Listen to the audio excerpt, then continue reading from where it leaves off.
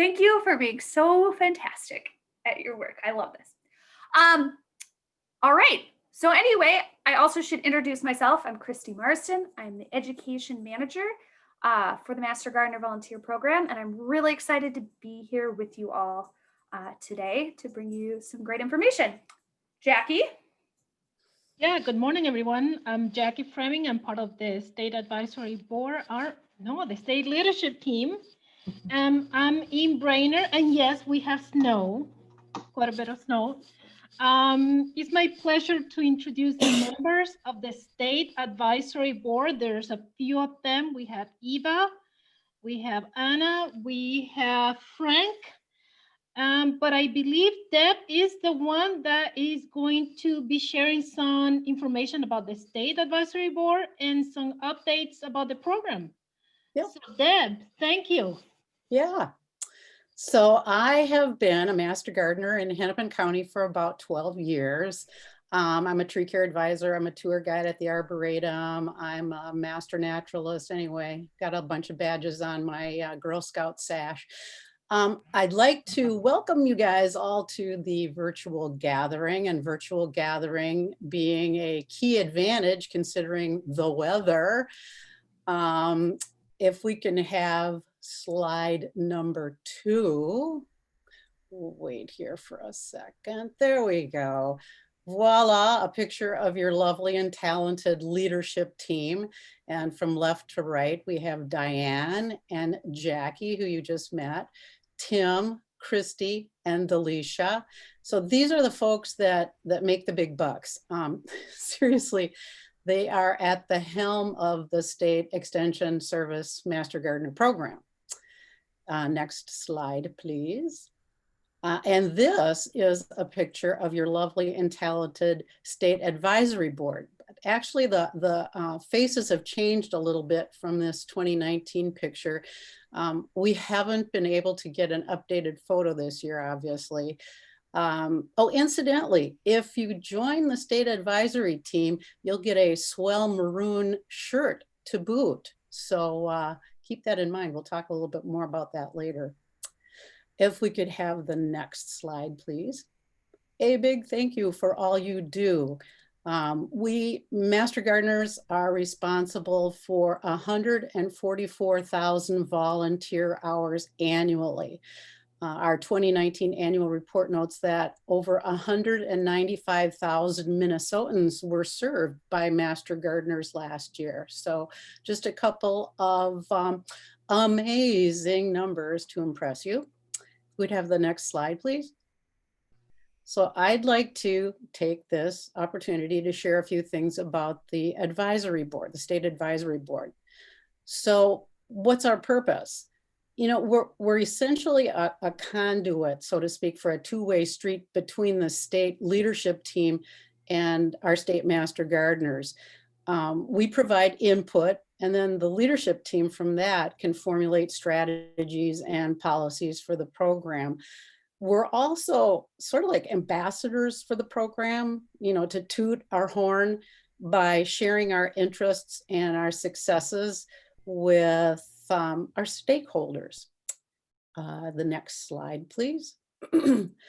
This next slide shows how the state is divided into regions. It's actually 5 regions. And by the way, this map is also posted on the volunteer Google site. The who's who is listed as well. And I'd like to point out the box in the lower right-hand corner. It shows a listing of openings for 2021. We'd like to encourage you to apply if there are openings in your region. So your term would be for 3 years, and we meet 4 times a year. So, I mean, geez, 4 times a year to make such a big difference. That's pretty easy to do. Applications are due right after the new year. So next slide, please. What do we actually do? Did we miss one here? I think we, oh, no, I'm sorry. Yeah, leave it there for just a second. Back to the 5 regions. Our strategic, a little bit about what we actually do. Our strategic plan is under construction as we speak, but some of our goals include things like volunteer recruitment and retention with an eye to diversity, equity and inclusion, volunteer support like improving internal structures, how we report our hours, things like that, and educational opportunities for master gardeners.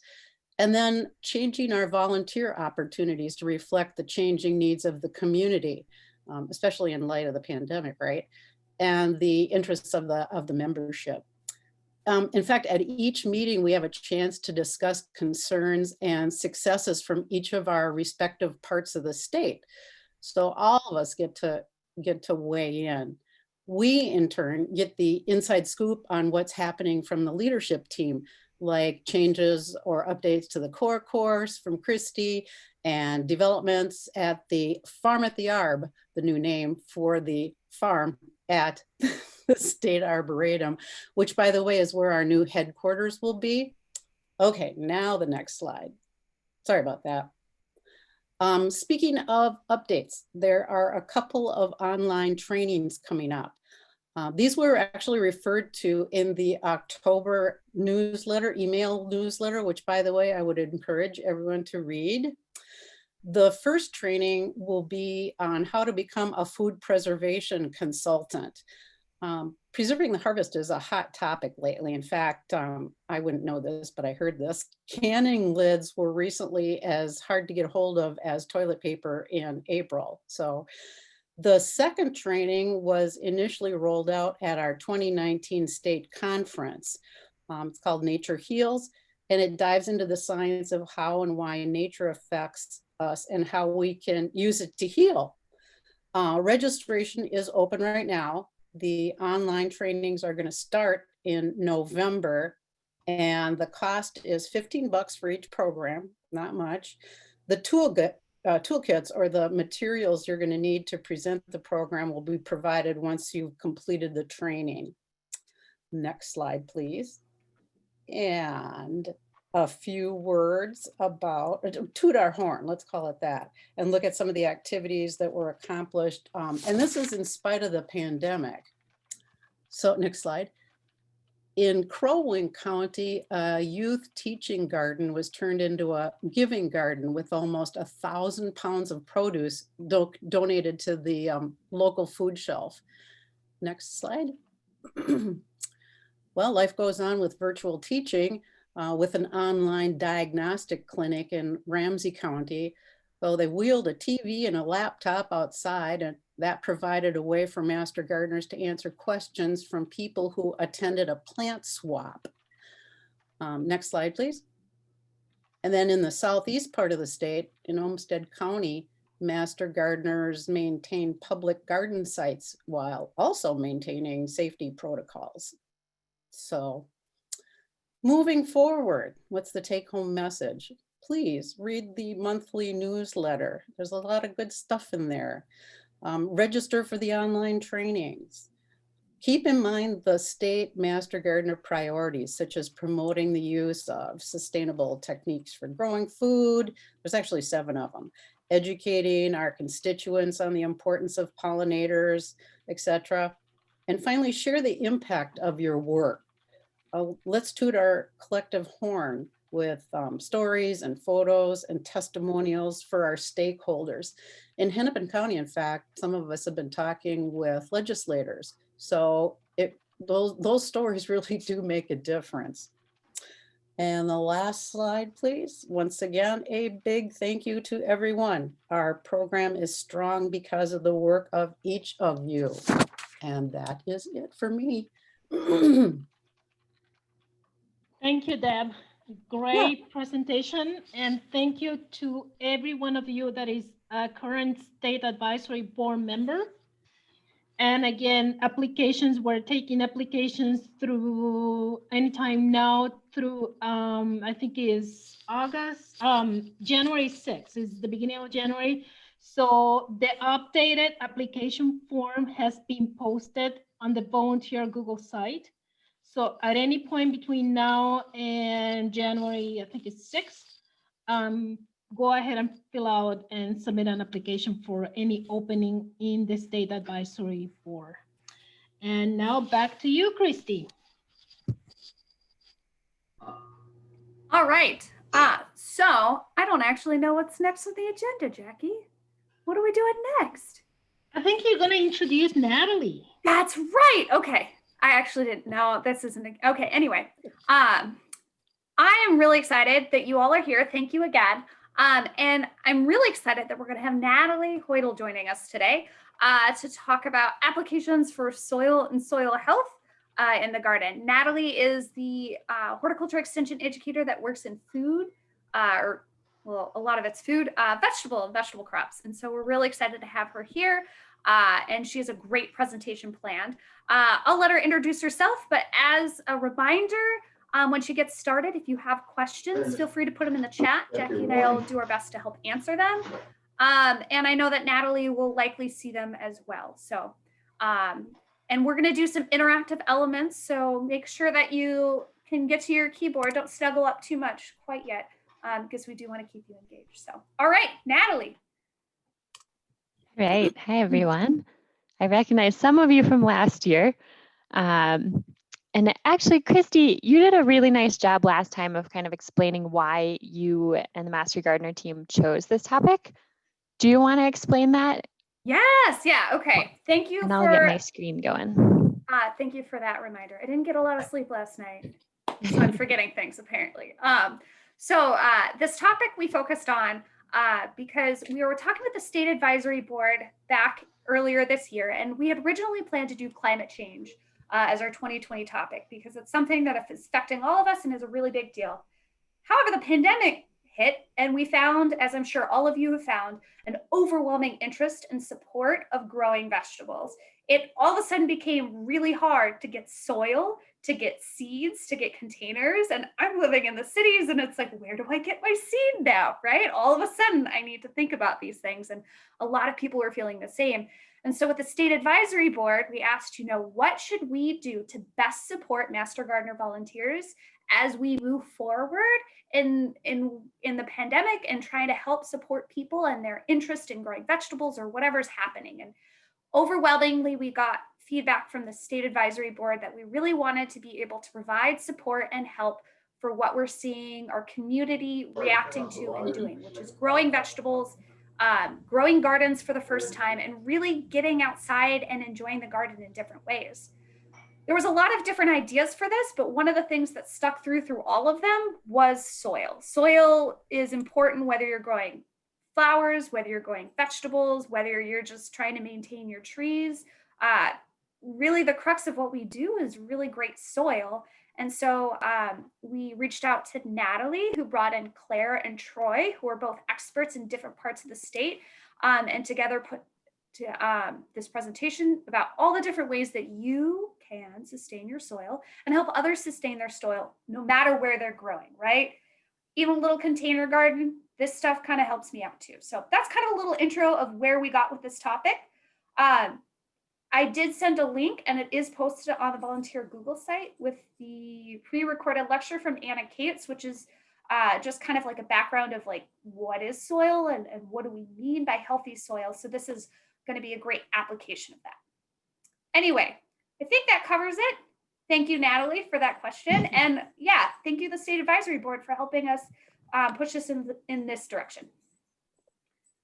Perfect. Thank you, Christy. Can you just confirm that my screen looks okay? I have a different setup today. Okay, yeah, everything looks great. Cool.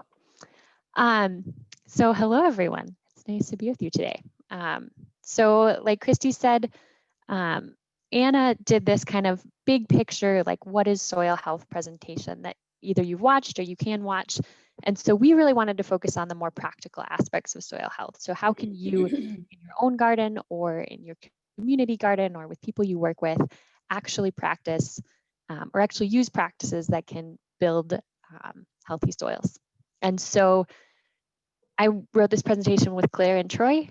Claire is the educator in Rice and Steele counties and has a lot of expertise with insects and pollinators, which kind of plays into soil health. And then Troy does a lot of work with cover crops. So, let's see So Christy set this up pretty well. You all saw like a lack of seeds, a lack of gardening tools. And in addition to this kind of sudden interest in gardening that we saw early in the pandemic, Acres USA, which is a big grower magazine, and Griffin, which is a horticultural distributor, just did this survey of 1,000 first-time gardeners who started gardening during the pandemic.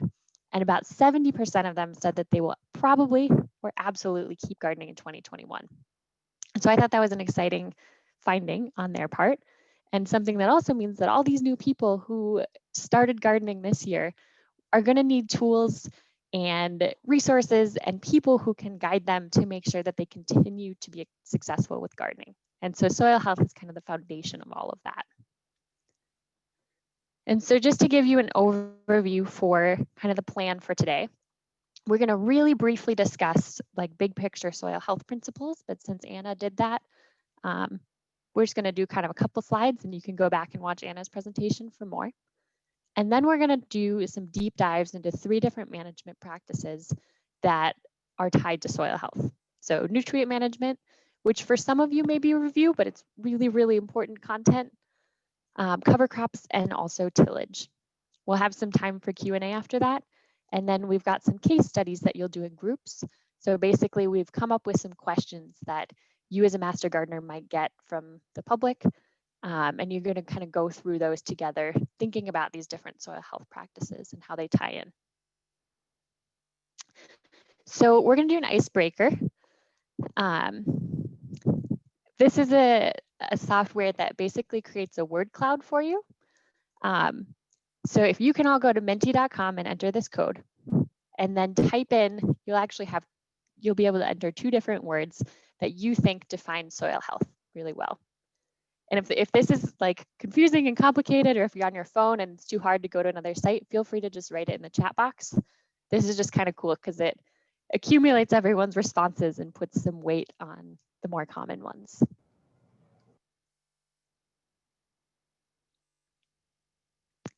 And I'm going to see if I can pull this up. I'm going to stop share and then pull up your responses here and reshare. I'm going to share my screen again. Go here. All right, and we'll give you, looks like 8 people have responded, so I'll give you a couple more minutes.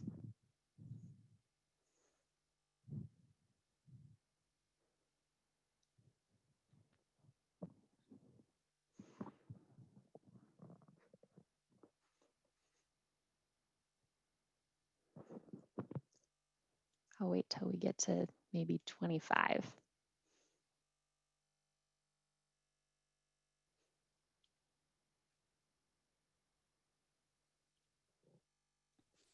And the instructions are still up here on the screen. So it's menti.com and that's the code. All right, so these are all really good responses. So we have living, life as some of the main ones, healthy, rich, nutrients. Got some people talking about biology. So biology, mycelium, fungal, oxygen, ecosystem, biodiverse. Awesome.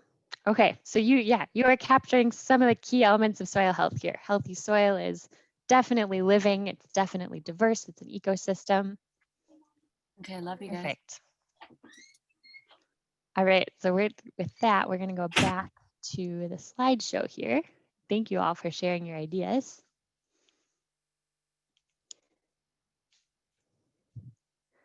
All right, so this is the list that we came up with, and it very much mimics the list that you came up with. So thank you. Healthy soil provides a lot of things to plants. On the most basic level, it's a place where roots can anchor. It provides some support to plants. It's a reservoir for nutrients and water. It creates structure and has oxygen that's needed for healthy roots. Provides organic matter. It can, if you have really healthy soil, you can sort of create a buffer for pathogens, for insect pressure. So soil does a lot of things for plants. And so focusing on soil is really the foundation of being able to grow healthy plants. So there are these kind of 5 universally accepted soil health principles.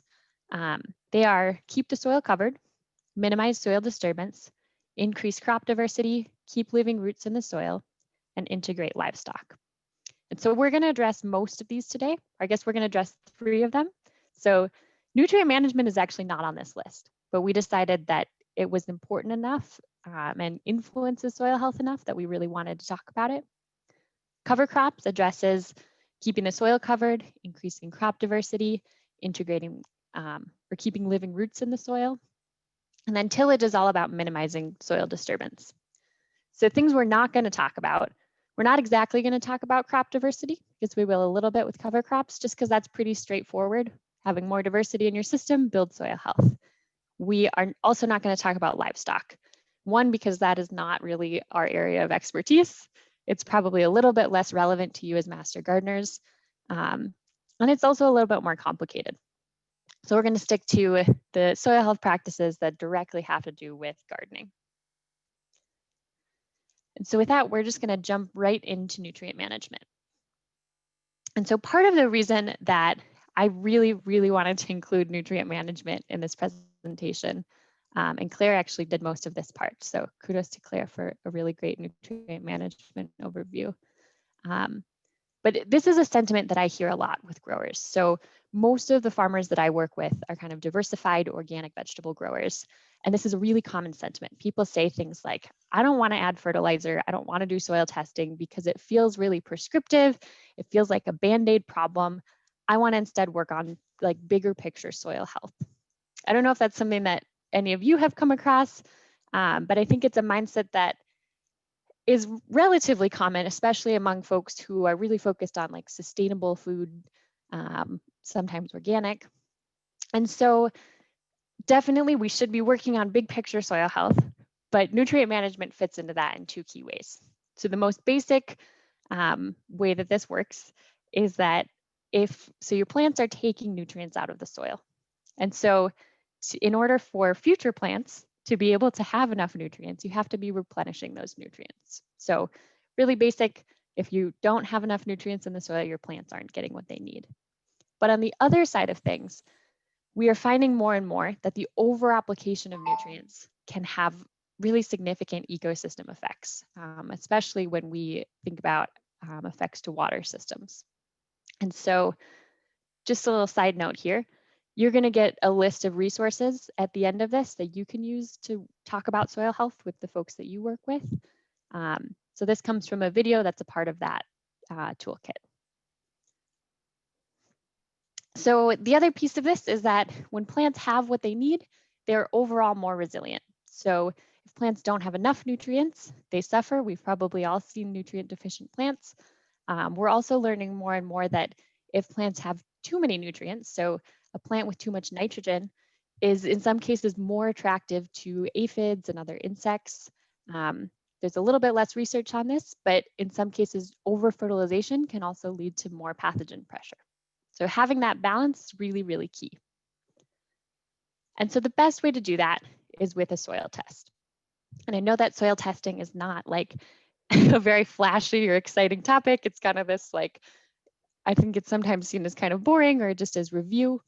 But actually in talking to Christy, it sounds like actually analyzing a soil test is something that was not in the Master Gardener curriculum until 2018 or so. I may be understanding that wrong, but I have heard from a number of Master Gardeners that like people aren't really comfortable like reading a soil test and giving recommendations. So we just wanted to revisit this and make sure that like people have the tools that they need to be able to do that and to be able to support community members with interpreting soil tests. So soil sampling gives you some really key information that you need to be able to grow healthy plants in a way that's responsible. Kind of starting with the least controllable things, soil texture, percent organic matter, and then pH and nutrient and fertility needs being kind of the easier things to change, at least in a short period of time. So we'll go into each of these a little bit.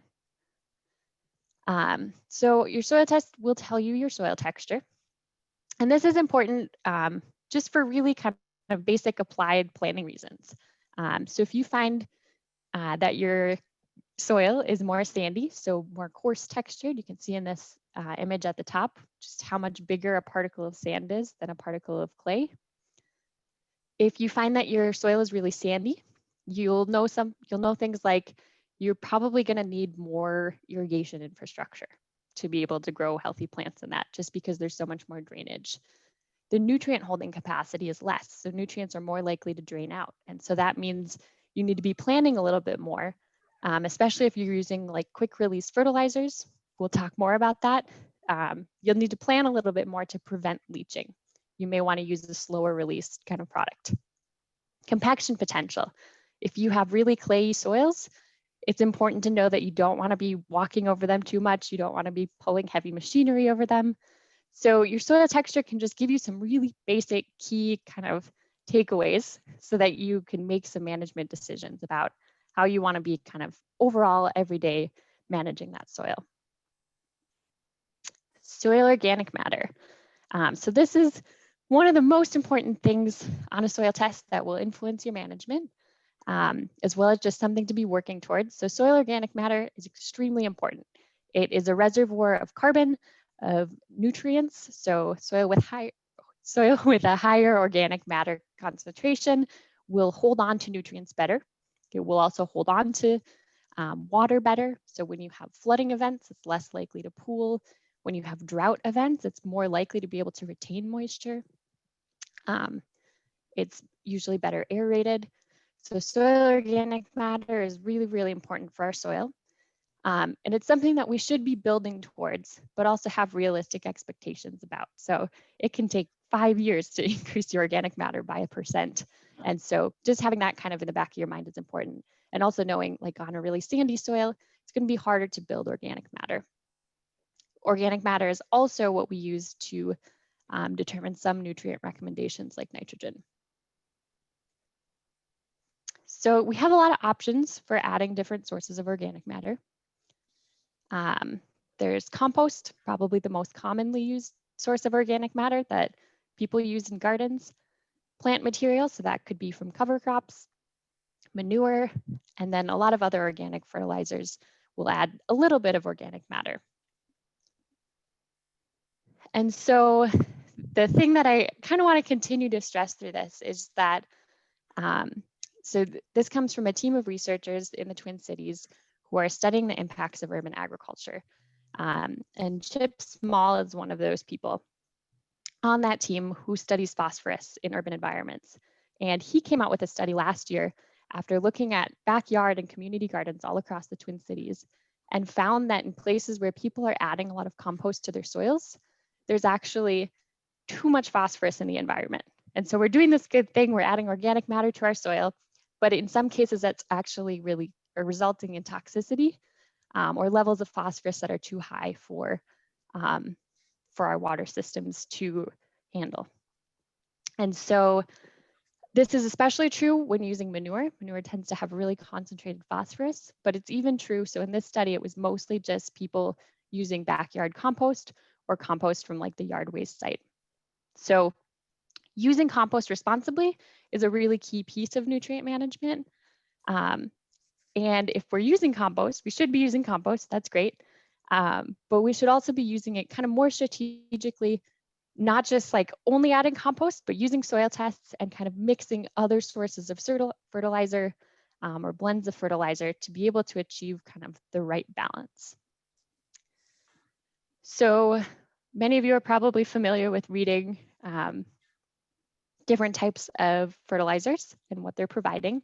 So on a fertilizer bag, you'll have 3 numbers. The first is nitrogen, the second is phosphorus, and the third is potassium. And so you can see just in some of these examples how diverse different types of fertilizers are to be able to help you kind of piece together a mix of things that will help you achieve the right balance. So for example, we've got one that's totally balanced, has the same number of each nutrient. All the way to on the right here, we have something that's only potassium. And just a couple more examples here. So if you were at the gatherings a couple years ago, you probably heard a little bit about inorganic versus organic fertilizers from Anne, but we're just going to really quick go through these again as an overview. So For your nutrient sources, you can either use organic fertilizers or inorganic. So inorganic are manufactured fertilizers. The nutrients are already available in plant available form, so they're not bound in carbon. Organic fertilizers, the nutrients are bound in carbon. And this has nothing to do with organic certification. It's just, are the nutrients bound in carbon or are they not? And so plants, usually they need to use nutrients, not usually, all the time, in the inorganic farm. And so if you're using organic forms of fertilizers, those actually have to be decomposed and broken down before they're available to plants. So just a little bit more in depth, some benefits to using an inorganic product. They are uniform, so usually you buy them in a bag, they've been tested, it has this exact ratio, and so it's pretty easy to calculate the rates, just because it tells you right there the percent by weight of each nutrient that you're getting. They tend to be highly concentrated, so a little bit goes a long ways, but they're also more likely to leach because they're quicker release. Those nutrients are available right away, they don't have to break down. And so, for example, if you have a really sandy soil where water is running through really easily, something like this is going to be more likely to leach out of the soil profile. Organic fertilizers, in addition to just providing nutrients, they're providing you organic matter. So that's a benefit. It can be from plants or animals.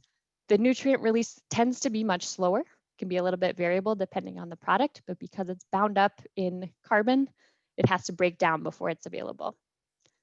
They can also be much more variable. So like your backyard compost, totally depends what you're putting into it in terms of what the actual balance of nutrients is going to be. And that makes it more difficult to calculate rates.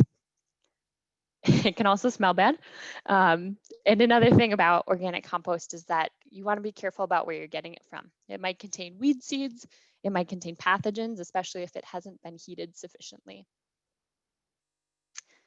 And then if you're using organic, so fertilizers that are bound up in carbon, your soil biology becomes even more important because soil biology, the microbes in the soil are what break down that carbon to make that fertilizer available to your plants. And I just threw this table up here just for comparison, I guess. This is definitely not perfect. These are just estimates. This comes from Carl Rosen, who's a soil scientist at the U, and his nutrient management guide for commercial growers. There's an organic supplement. Those are actually like freely available online. Those guides are really useful. I wouldn't worry about them too much if you just have a couple tomatoes in your backyard, but if you're a really serious grower, those are really nice resources. So just in this table, you can kind of see how variable different sources of organic matter are in terms of their nutrient balances. And so, yeah, again, it makes it a little bit hard to calculate exactly what your organic matter is providing. And it kind of shows it depends on what you're putting into it.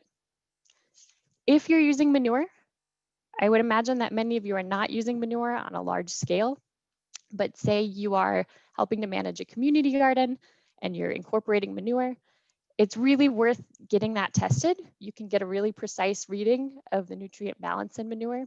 The Department of Agriculture has certified laboratories. It's not that expensive. It's not that much more than a soil test. I think it's like $30 to get your manure tested. So that's something to think about on a larger scale. So how often should we be testing for these things? So phosphorus, potassium, and nitrogen are the three macronutrients that plants use in large quantities. So every year plants are taking these nutrients out of the soil in pretty large quantities, meaning that we need to be replacing them in those quantities. So phosphorus should be tested every couple of years, as should potassium. They both have pretty limited soil mobility, and so the changes are going to be fairly slow over time, except for what your plants are actively taking out. Nitrogen, on the other hand, is very mobile in the soil, and so it's actually not really reliable to use a soil test to determine soil nitrogen levels. And so instead, what soil scientists will do is make a recommendation based on the amount of organic matter in your soil. So usually you don't have to do any of those calculations on a soil test. It will just tell you add this much phosphorus, this much potassium, this much nitrogen, but that value is actually based on your organic matter. Then we have all of these secondary macronutrients and micronutrients, and really in a garden, you don't need to be testing for these things very often, if at all. So most Minnesota soils are not deficient in these nutrients. We are very lucky in Minnesota that our soils are really rich in micronutrients. But it's something to think about maybe doing once as a baseline, or if you're seeing deficiency symptoms, that can be a sign that it's time to get a test just to kind of check where you're at. So just a little bit more information about each of these main nutrients. So they all do a lot of different things in plants. So nitrogen tends to feed the shoots. It's usable as both nitrate and ammonium. Plants can use it in 2 different forms. And it's very mobile both in plants and in the soil. So for that reason, it can be a water quality concern just because it binds more tightly to water than it does to soil. So it's likely to flush out of your soil more easily than some of the other nutrients. So signs of deficiency. This is one of the most common nutrient deficiencies we see and one of the easiest to detect. You see this kind of general yellowing of older leaves when you have a nitrogen deficiency. And that's, again, because it's so mobile, the plants are able to take it out of the older leaves and push it up to the newer leaves. We can also just see kind of stunted plants in general when we have a nitrogen deficiency. Too much nitrogen, on the other hand, actually prevents fruit set. And some plants are really susceptible to this. So like cucurbits, especially pumpkins and squash, and also peppers, if there's too much nitrogen, they are sort of tricked into thinking that they still need to stay in their vegetative phase, and they have a really hard time shifting into their reproductive phase if there's too much nitrogen present. And so they just keep producing leafy vegetation. So I get a lot of questions in the summer from people saying like, my pumpkins aren't producing fruit or my peppers aren't producing fruit. They just keep growing and they're big and beautiful, but they don't have fruit on them. And often that is a sign of too much nitrogen. So phosphorus it's a root feeder, so it helps the roots develop. It also helps store and transport energy. It's important in the creation of proteins. So it plays a lot of vital roles in plants. It's also a major water quality concern. So this is one that we need to be really careful not to over apply. It's not as mobile, but when it does enter water systems, it can have a really significant effect. So when we have a phosphorus deficiency, usually we see kind of purple leaves.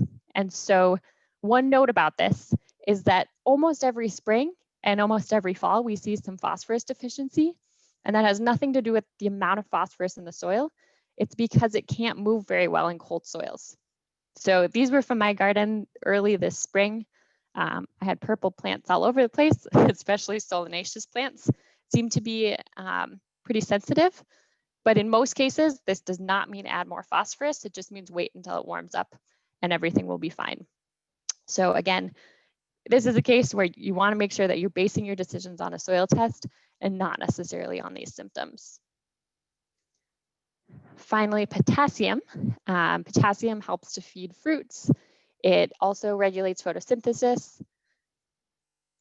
Too little potassium typically results in yellow leaves, but it looks really distinct from nitrogen. It tends to be kind of on the outside margin of the leaf rather than the whole leaf.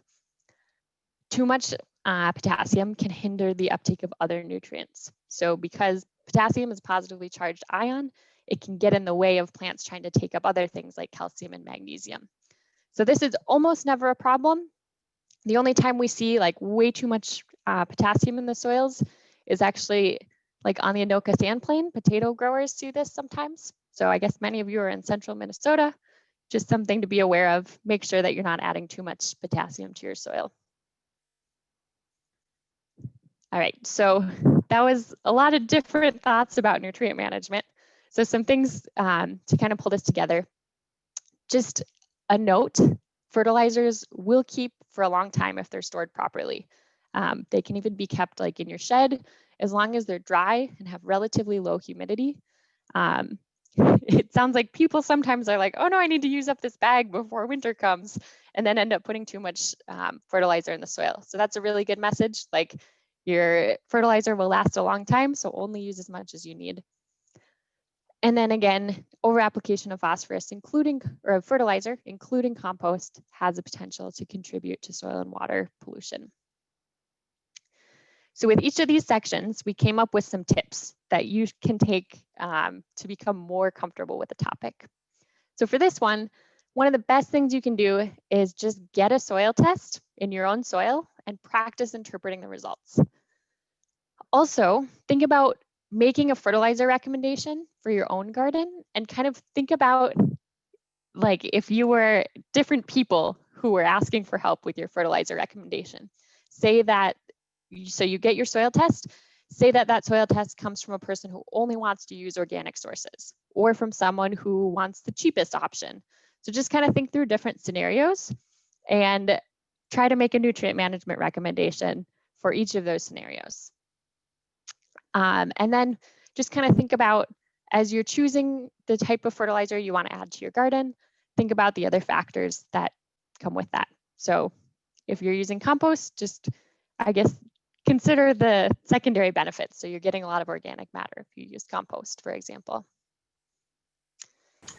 All right, and we've got lots of chat going on. So I'm going to just quick check that out. Yeah, so never heard of such a thing as too much compost. I hadn't either until I started to work with this team from the Twin Cities. And Roger says, common question encountered is how to read a soil test report. So yeah, I get these questions a lot too, and I have found like the best thing to do is just kind of practice, because it does take a while to get the hang of like putting together a recommendation. All right, so, and we'll have some more Q&A time at the end. So we're going to move on to part 2, which is cover crops. Oops. All right, so I'm going to give just a brief definition of cover crops, and I am curious to hear from all of you in the chat box. Have you ever planted a cover crop? What was it, and how did it go? So basically a cover crop, this is the definition from SARE. Cover crop is a plant that is used primarily to slow erosion, improve soil health, enhance water availability, smother weeds, help control pests and diseases, increase biodiversity, and bring a host of other benefits to your farm. So basically a cover crop is any plant that you plant that is mainly for ecosystem services rather than to harvest. So I'm curious to hear what people are saying.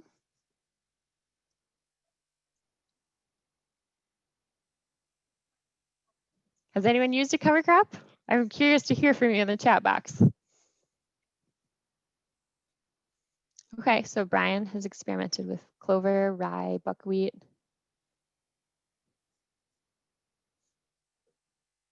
Okay, so Julie hasn't done it yet, but she's planning to try it next year.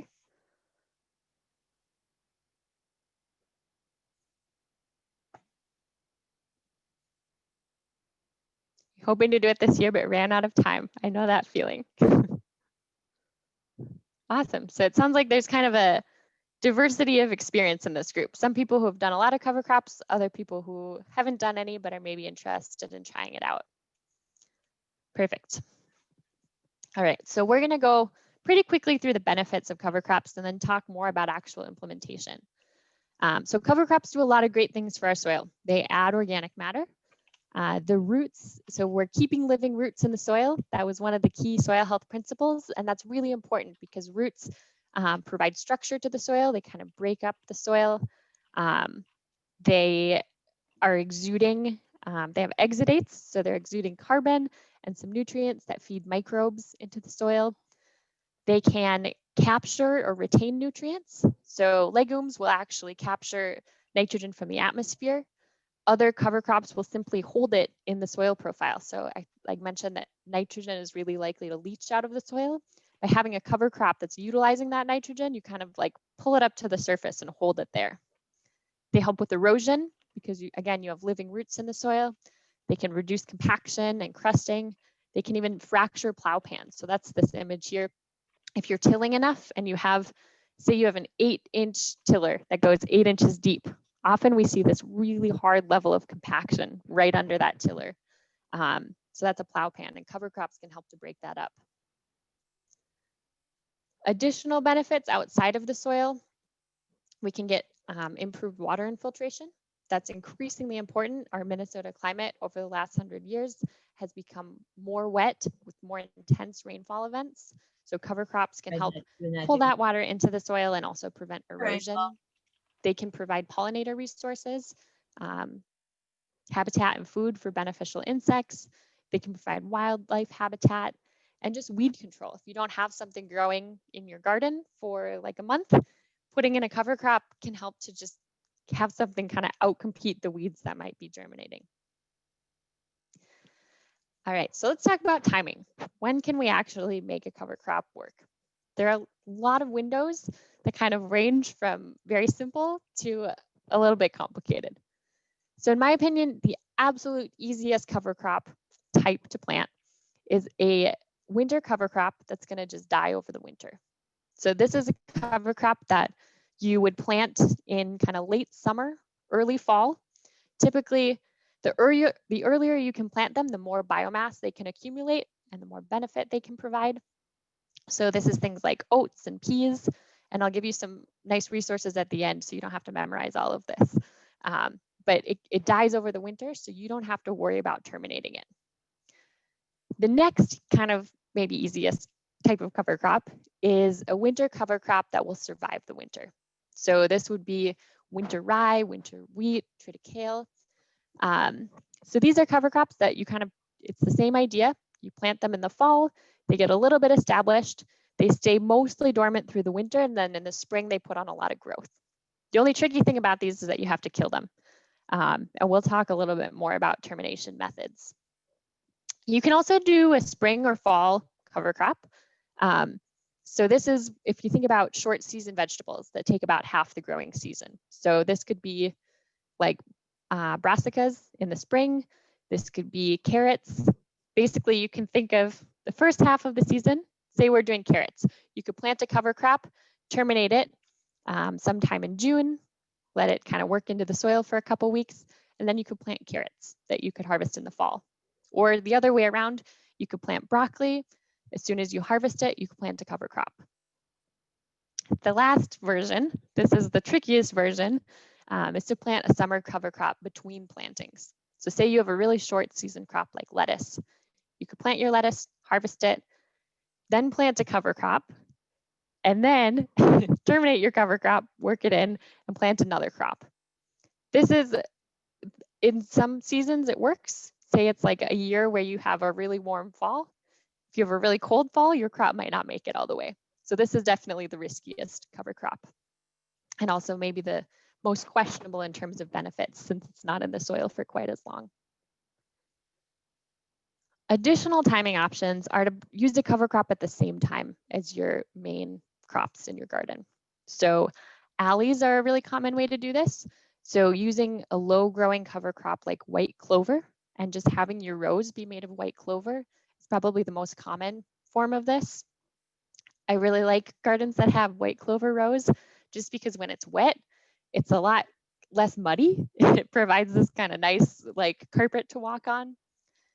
The other version is planting green or underseeding. So in this one, we've got some kale that you definitely want to let your main crop get pretty well established. You probably want it in the ground for at least a month. But then after that, you could seed, this is some sort of grass that's either like rye or wheat. You could seed that right in between the rows. So you could kind of get the benefit of the cover crop, get it going, let it start to accumulate biomass before you even harvest your crop. And in this one, you also want to use a lower growing cover crop, just so you don't have it out competing your main crop or creating too much humidity. Okay, so those were just some ideas to get your mind going about where could you fit a cover crop into your rotation. So now we're going to talk about implementation. So seeding a cover crop is very much just like seeding anything else. The same principles apply. So for a seed to germinate, it needs warmth, it needs moisture, it needs good seed to soil contact. And so with cover crop, you can do this in a variety of ways. You can just broadcast it by hand. If you want like no technology involved, you can use small hand seeders or like a planter that's shown here. It's a lot like planting grass if you have tools for planting grass. There are also, if you're doing this on a really large scale, They're whole tractors that are designed for planting cover crops. Just like with any other seed, seeding depth is important. So if it's a really small seeded cover crop, you tend to plant it really shallow. If it's something a little heftier like peas, you're going to want to plant it a little bit deeper. And then you want to pack it down a little bit. So one really easy way to do this in your garden is just to use like a rake to get kind of that good planting depth, to get a good seed bed, and then you could rake over it. You could use a packer, the ones that you fill with water and roll. So pretty much you're doing this just like you would seed grass or like you would seed your garden. The trickier part is terminating. So you have to kill your cover crop at some point so that it doesn't set seed or compete with whatever you want to plant in your garden. So like I mentioned earlier, I think the easiest way to do this is just to choose something that will die over the winter. If you're not doing that though, if you're using like a summer cover crop, there are a lot of ways to do this. So crimpers and rollers are common tools. So this on the bottom right would be a more commercial crimper and roller. So you're kind of rolling it down and then you've got these blades that cut into it. On the left is a picture that Troy shared, which is pretty cool. It's just a piece of wood with some razor blades on it, basically. And so the folks who use this would just pull it along and then stomp on it. You can also just cut it down. So on top, we have a flail mower here. And I know sometimes you see like machinery like this and you're like, oh my gosh, I have to buy a tractor. I can't do this. But you can definitely rent these tools. And I would encourage you to try them out just kind of for fun if you're into tools. Or again, if you have like a larger community garden, renting some of these bigger tools can make sense. You can also, of course, just use like a machete and cut them down. So those are all different ways of doing it. Herbicides have been a common way of terminating cover crops. And then tilling as well. So often you need to work that residue in. And so the bigger your pieces are of residue, the more you kind of have to work them into the soil. Whereas something like a flail mower on top will chop your residue into really tiny, nice kind of fluffy pieces. All right, so some things to think about when you're choosing a species. Think about season. So just like lettuce grows better in cold seasons, tomatoes grow better in warm seasons. Cover crops are kind of the same. So you want to choose a plant that's cool or tolerant to cool temperatures for spring or fall cover crops, something that does well in heat for a summer cover crop. Think about whether or not you want a legume. So legumes can fix nitrogen for you. Think about the root type. Say you have really compact soil and your goal is to break up some of that compaction.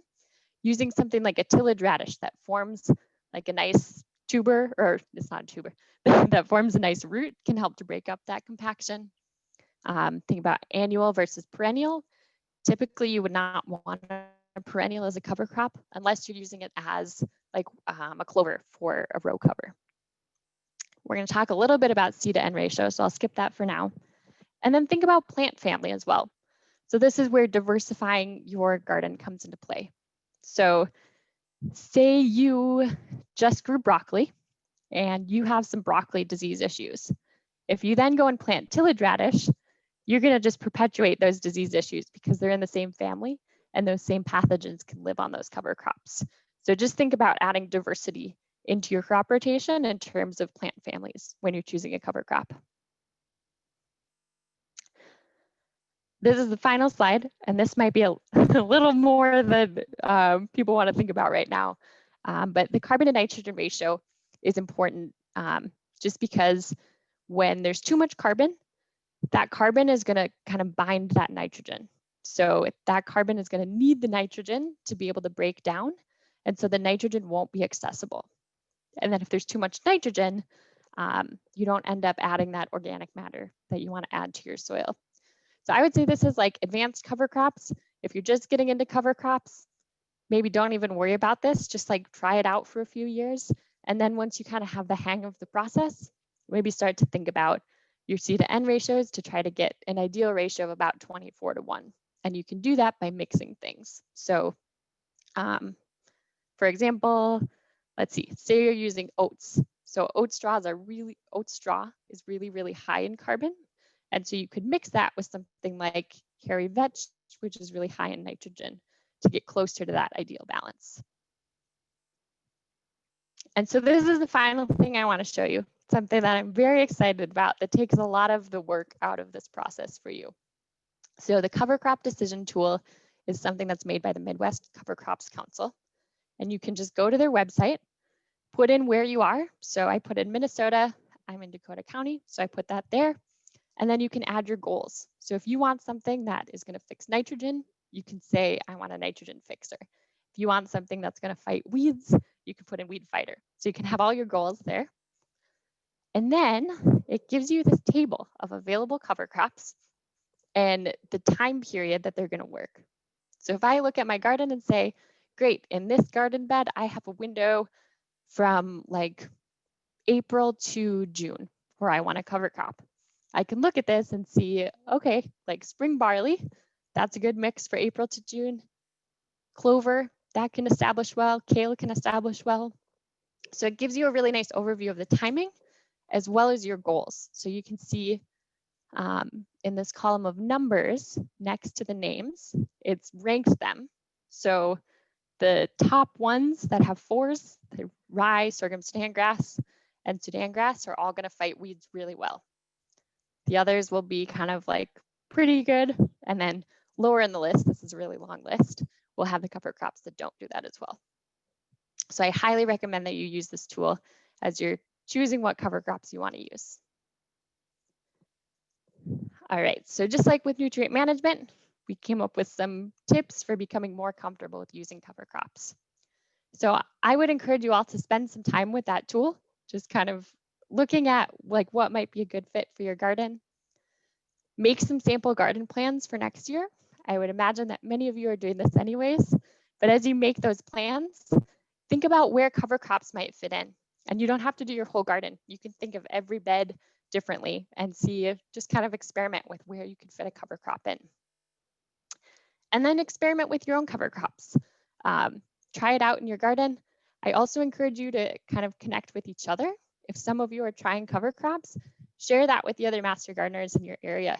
Tell them, you could even just put it in an email, take pictures, share what you learned in the process. Okay, so that's the end of the tillage section. And before we go on, I am going to encourage everyone to take a 20-second stretch break. Just stand up, get some water, reset, and then we'll come back and talk about tillage. And there are some questions here, and I'll get to those at the end after we talk about tillage. So everyone, I'm going to take a quick break too and just drink some water here.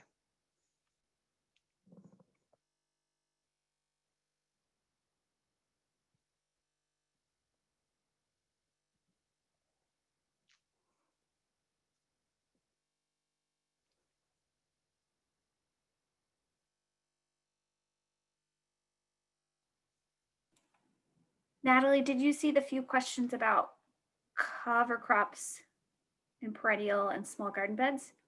Yeah, I'm looking through them right now. Okay, cool. Just before we jump into the next section, because those relate, but thank you everybody for putting those questions in as we're going along. Continue stretching if you want.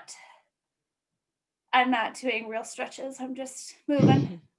And yeah, thank you, Natalie. Okay, so some of the questions that were here, is it feasible to use cover crops in perennial gardens? Definitely it can be. It's common in orchards, for example, to just, I guess it's sort of like grass. Grass is essentially a cover crop, but to plant like a clover, for example, between the rows. Yeah, it kind of depends on the design of that garden, but definitely I think it can be practical in a perennial garden. Does it make sense in raised bed and small gardens? Absolutely. I think in some ways raised beds are more exciting because you have these like little units to work with and you can try different things in each one. I have small raised beds at home and I definitely use cover crops in those raised beds. They still provide those same benefits.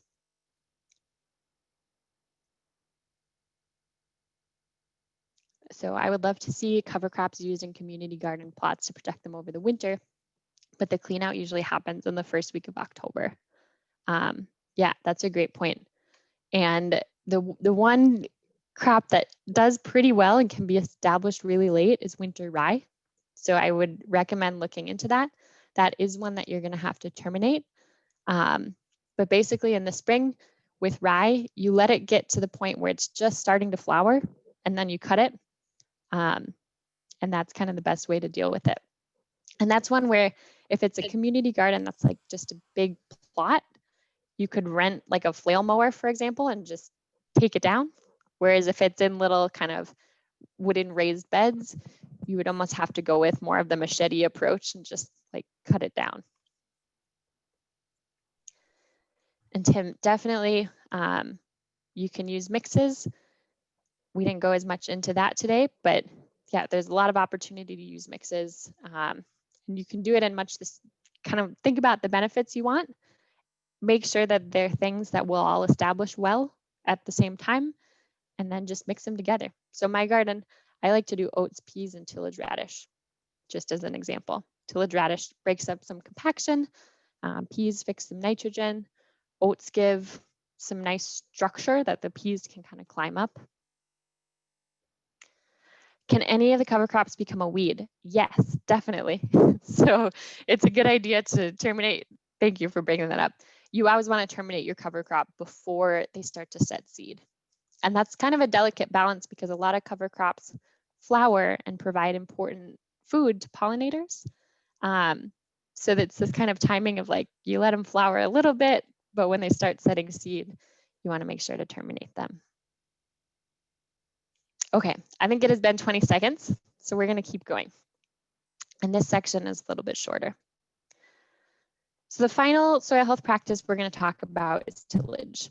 So with tillage, it's often talked about as kind of a yes or no thing, and it's really more of a spectrum of disturbance. So on the one hand, we have high disturbance like moldboard plow or using a rototiller every spring and every fall. On the other side of that spectrum, we have no till at all. And then in between that, we have all of these different tools that still have some soil disturbance, but less than on the far end of the spectrum. So let's just talk about why people till in general. I think for many gardeners, it's a really just basic common practice to till your garden every year. For some people, till it in the spring and till it in the fall.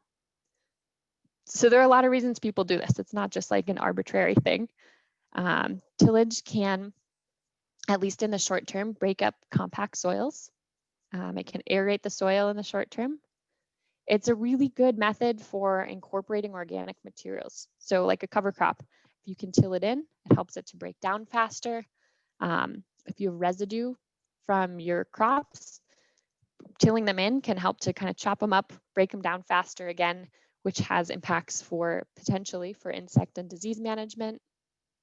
Tillage can make nutrients available sooner, again, because it's helping things break down faster. Tillage can create a really nice, flat, even seed bed. It warms and dries the soil more quickly, so that allows you to get into your garden in the fall sooner, in the spring sooner. And as I mentioned, we're getting more and more water in Minnesota, more intense rain events. And so being able to get into your garden on time is actually pretty important. Tillage can have an effect on weed control. We'll talk more about what that looks like. And in general, we actually see that tillage does improve yields, especially in short season crops. So something like a tomato that grows for the whole season will tend to catch up. But for a shorter season crop like salad mix or like a brassica in the spring, that's where we see the biggest impact on yield. And that is from various studies that have looked at impacts of tillage on vegetable yields. And the main reason is that soils with reduced tillage are colder. And so for those early season crops, it's really hard to get the soil warm enough for the plants to really grow efficiently. So with all of those reasons for tillage, why would we reduce tillage? So tillage disrupts soil microbes. It breaks up aggregates. So we've got some pictures here on the bottom. This is a little grainy, but in general, the soil is made up, it has a bunch of clods in it. And those clods, those aggregates, are really important to soil structure. They're made up of soil particles, of air between those soil particles, exudates from nutrients or from microbes and from plant roots are kind of the glue that hold those clods together. And those clods of soil or those aggregates provide structure. They allow aeration in the soil. They kind of facilitate habitat for soil microbes and invertebrates. And what tillage does is it breaks the soil into smaller and smaller pieces. And in doing that, breaks up those aggregates, disrupts soil microbes. And over time, even though you're adding oxygen or air into that soil, those smaller pieces are much more likely to kind of come together and become compact. So short term, it reduces compaction, but in the long term, we see more compaction. These soils also, because their structure is altered, have reduced water holding capacity. And that has implications both for heavy rainfall and for drought. And we tend to see more erosion in these soils. Again, because they're smaller pieces, they're a lot more likely to be able to wash away with water or with wind. And then on the right here, we have some pictures of different types of compaction. So what are alternatives to tillage? What can we do in our gardens to reduce tillage? There are a lot of practices and a lot of tools that help us to reduce disturbance. So starting on the left side here, which is kind of the starting a new garden phase. So if you're starting a new garden, rather than tilling, some things that you can do are using tarps or plastic to do solarization or occultation. That can kind of kill the grass on the surface and create a new garden space. Just basically using like a sod ripper or a sharp shovel can also be a way to start a new garden, clear off some of that grass versus just tilling it in. Once you have your garden bed established, there are some other things that you can do. So we mostly talk about strip till in like field crops. So the idea of strip till is that rather than tilling the whole thing, you just till the strip where you're going to plant. So that's that picture on the top. So you're still tilling, but you're not tilling the whole system. You're kind of localizing that tillage right to the place where your crops are growing. I think one of the closest alternatives or kind of mirrors of that in gardening is the idea of making permanent beds. So I gave that example with the clover. So in this system, you would be tilling the row exactly where you're going to plant, but you're not tilling between the rows. So you kind of at least get the benefits of limited tillage in part of your garden. Permanent beds can also just look like raised beds. A nice way to start a raised bed without tillage is the lasagna method, which you can see here on the bottom, and I think many of you have probably used.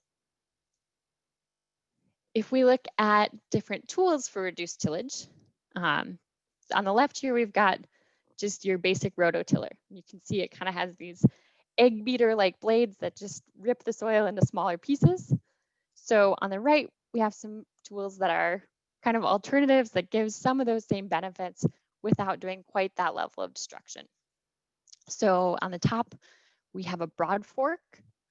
So you can see he's basically aerating the soil here. It's a way also to incorporate nutrients or manure into the soil, but because you just have those 4 tines, you're kind of working it in without doing quite as much breaking up. On the right, we have a tilther. So that's a tool that is essentially doing tillage, just much more shallow. So it's only, often it's only the top inch of soil. And so it still gives you that kind of nice uniform seed bed without digging quite so deep into the soil profile. And then on the bottom here, we've got a finger weeder. So again, cultivating tools, finger weeders being one of them, are doing some degree of tillage. They're disturbing the soil right in that top layer of soil for weed control. Kind of doing the same thing as tillage, but again, going a lot less deep. And these are things, so a lot of these tools will work differently on different soil types. So for example, with the broad fork works really well on compact soils. There are different degrees of strength. So there's one that's totally made of steel that does well on compact soils. There are lighter wooden ones that do well, like on sandier soils that aren't so compact. People find that with really rocky or gravelly soils, they often just prefer like a regular garden fork or potato digger. So some of this is also figuring out what works for your system. And I think part of that is sharing with each other when you have one of these tools, like letting people come and try it, or sharing what you're learning and how it's working with the master gardeners in your area. So I'm curious again to just see, like, have any of you ever used any of these tools? How did it work for you? And it can either be the tools themselves or some of those methods that I mentioned.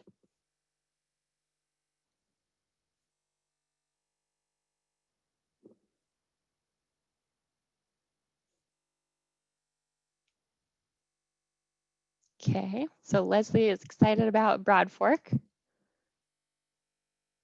and has a gas tiller. Yeah, Broad Fork and clay was physically challenging.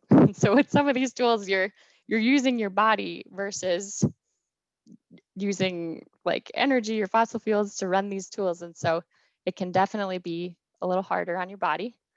Broad forks, what I like about broad forks is that they kind of leverage your body weight rather than your muscle. So you step on it and you kind of just fall back. And if you have a strong enough broad fork, it's definitely still hard work. I don't want to downplay that. But I think there are newer tools coming out every year as more people are experimenting with no-till that are kind of friendlier on your body and get some of these same benefits. Okay, so it sounds like a lot of people have used broad forks. Great, and solarization as well. Okay, so I want to talk a little bit about some of the changes. I said negatives here. They're not exactly negatives. They're just changes that you should expect if you are reducing tillage in your garden. So I mentioned this earlier. You're going to typically get a later start to the season, and that's just the reality of it. When you're not tilling your soil, it's going to take longer for it to warm up and dry out. And so one potential way to not see that as a negative and rather just kind of anticipate and adapt to it is maybe instead of direct seeding, you end up doing more transplanting so that you can wait, you have maybe a couple weeks more for your soil to warm up so that you can transplant into it. You can also expect to see a shift towards perennial weeds. So I have this image on the bottom where in a tilled seed bank, you're continually burying weed seeds. You're also continually bringing buried weed seeds to the surface. So in a tilled seed bank, we tend to see just kind of more diversity of weeds. So we see more broadleaf annuals, which tend to be the easiest weeds to deal with. Whereas in a no-till seed bank, you're not continuously burying your seeds. And so if you're not doing good weed control, if you're allowing your weeds to go to seed, you get all of those weeds in the seed bank and you're not burying them. So you can expect them to come back. If you are practicing good weed control, not allowing your weeds to go to seed, what you can expect is that the top of that soil seed bank is going to be depleted over a couple of years. Those buried seeds are not going to germinate and come to the surface. But what will happen is that the perennial weeds will kind of start to take over because you're not constantly chopping them up and burying them. They are better able to create their kind of web of roots and become problematic. So with that, I would say just kind of get to know the weeds in your area. Some of the common perennial weeds we see are thistles, and just be really proactive, pull them up as they come, and just kind of expect to see that shift.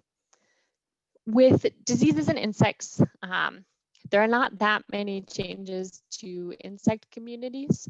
We tend to see more soil-dwelling insects, but that because they're both beneficial insects and pest insects, the beneficial insects tend to kind of balance out the soil-dwelling pest insects. With pathogens, we don't necessarily see more pathogens actually, but the one type of pathogen that we can see more often in a reduced tillage system are the damping off pathogens.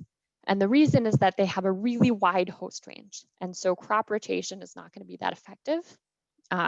With pretty much all other pathogens, as long as you're rotating your crops, crop rotation is far more important than tillage in terms of disease outcomes.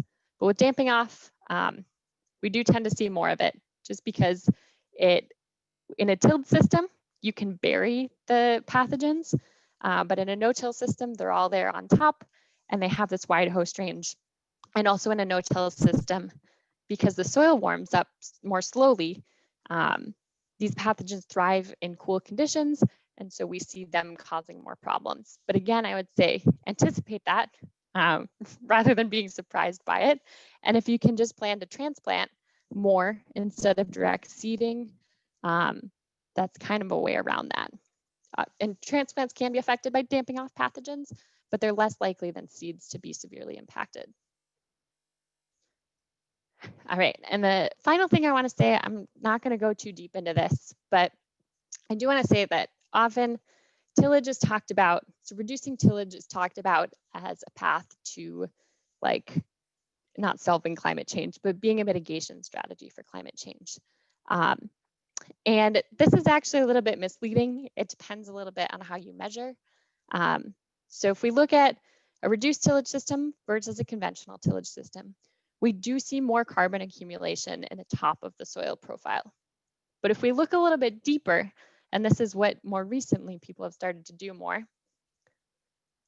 Oops, there. If we look a little bit deeper, there tends to be just more carbon in the lower soil profile in conventional tillage systems. And so in terms of overall soil carbon sequestration, we don't see that many differences.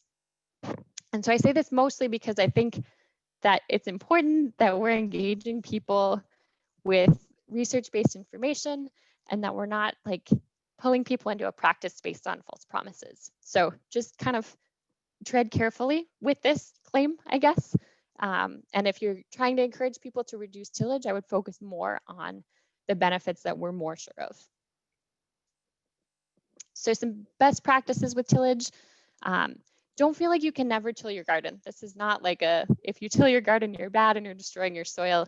There are definitely times where it still is probably the best outcome or the best thing to do. So for example, I ended up tilling my garden this year because I moved to a new place and the soil was so compact. We just like couldn't do anything in it. And so we decided to till once and now not till again. So I see it more as like getting out of the habit of just regularly tilling because it's the thing that you've always done, and instead being a little bit more strategic about when and why you're doing it. So in general, when you are tilling, never do it when the soil is wet. That leads to more compaction. And then in general, just kind of think about what you're doing. Say you want to add organic matter or compost, maybe you can do that with a broad fork instead. If you're tilling for weed benefits, weed control, think about some other weed management strategies that you could use instead. And so tips for becoming more comfortable with reduced tillage. Again, just like try these at home, try them on different scales, and share with each other as you're trying them out. For new tools, again, like tools can be expensive. They can be a significant barrier to trying some of these things. I definitely recommend looking into local tool libraries. The Twin Cities Tool Library has saved me thousands of dollars and allowed me to try things that I wouldn't have tried otherwise. If you don't have that, I think a really cool Master Gardener project could be like setting up a local tool exchange. So just share what you're learning with each other. Consider sharing tools with each other. If something really works, encourage someone near you to try it out. And then just anticipate some of these changes. So anticipate a cooler spring, anticipate some more perennial weeds, and just be proactive about managing those potential issues. So with that, I'm not going to go through all of this. We just pulled some key takeaways from each section. So you can kind of look at this and have it in the background, and we can do some more Q&A for a couple minutes. Christy, we have till noon, right? Yeah, we do. Okay, so let's do Q&A for like 5 minutes, and then we'll go to the breakouts. So you have plenty of time to talk to each other. I'm excited about the breakouts too. So yeah. All right. I'll pull up the chat. And also, if you have a question and don't want to write it in the chat, I'm fine if you want to just like unmute yourself and ask. But I'll quick look through this first. Is there information about minimum distance for effective crop rotation? Yes, in a 200 square foot area, for example, how effective is crop rotation within that space? That's a great question. It's hard. I'm not gonna lie about that. So typically you want more than 200 feet to be able to rotate your crops.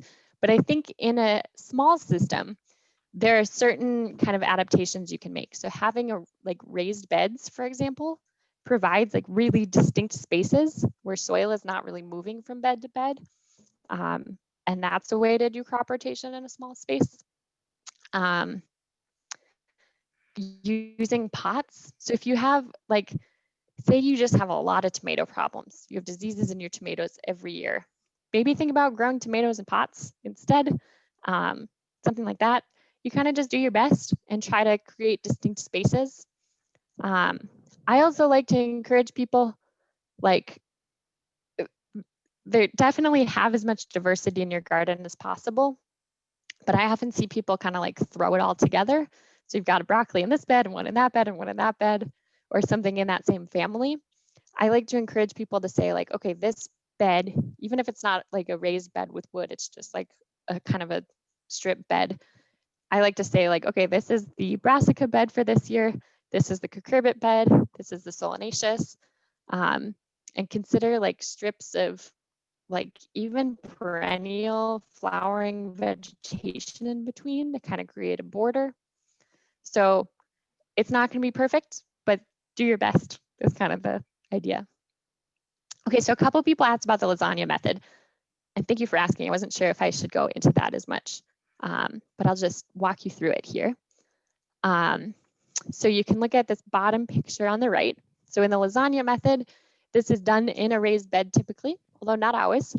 And you're basically using the concept of occultation. So using you can do occultation with plastic tarps as well, but you cover the grass or whatever vegetation is there, and you're not allowing light through. And so it basically just smothers what's underneath it.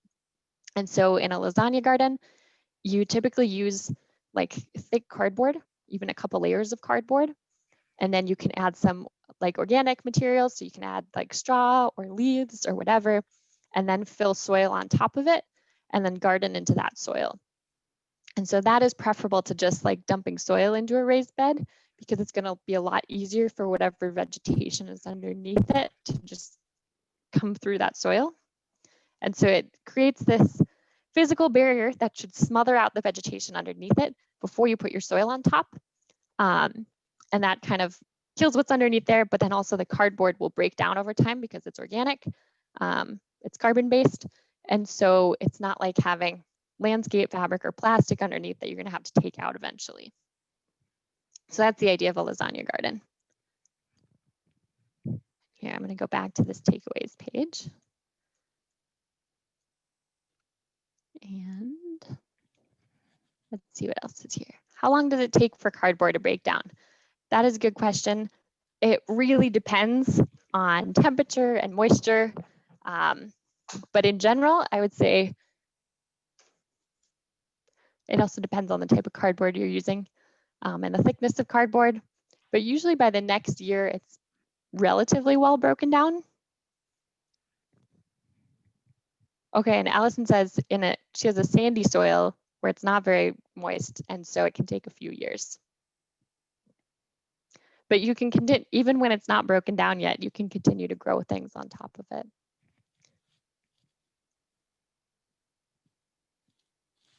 And yes, thank you, Allison, for mentioning if you're using manure, you need to wait for 180 days before planting.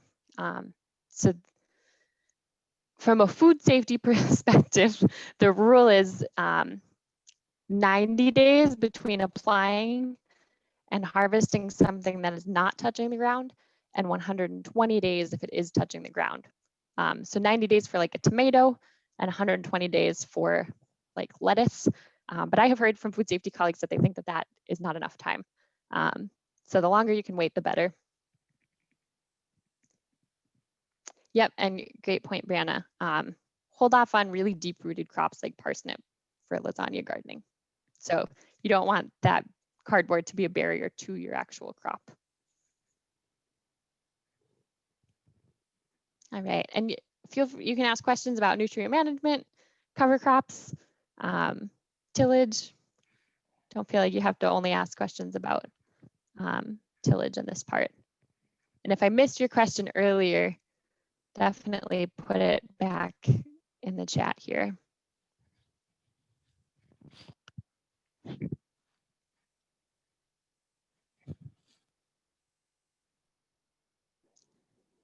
So to reduce tilling and control diseases in potatoes and tomatoes, how will this affect soil fertility? How much more fertilizer to the soil? So tillage should not really affect the amount of fertilizer that you're adding. I think in the very long term, if you're adding more organic matter to your soil, over time, the amount of nitrogen specifically that you're going to need will be different. And that's where, again, soil testing can kind of help you benchmark. And also your recommendations will be based on your organic matter in the soil. So like if your organic matter is 3% this year, your nitrogen recommendation, it's going to depend on what crop you're growing. But we'll say it's like 150 pounds per acre, or that can be calibrated down to 100 square feet. If you are able to increase your organic matter by like 0.5%, that recommendation for nitrogen is going to be lower in the future. So that's, I guess, the main way I see that applying. Do cover crops apply to raised beds in small urban gardens? Yes, definitely. I have always used cover crops in my like small urban garden plots, and it has worked really well. I tend to, in my garden, stick with, again, something that's going to winter kill, just because when you have kind of raised wooden sides on your garden, it is a little bit harder to get like the equipment in there to terminate your cover crop. I mean, you can just be creative. You can like go in and cut it with a knife or with scissors or something. But I tend to go with winter kill cover crops in small raised beds.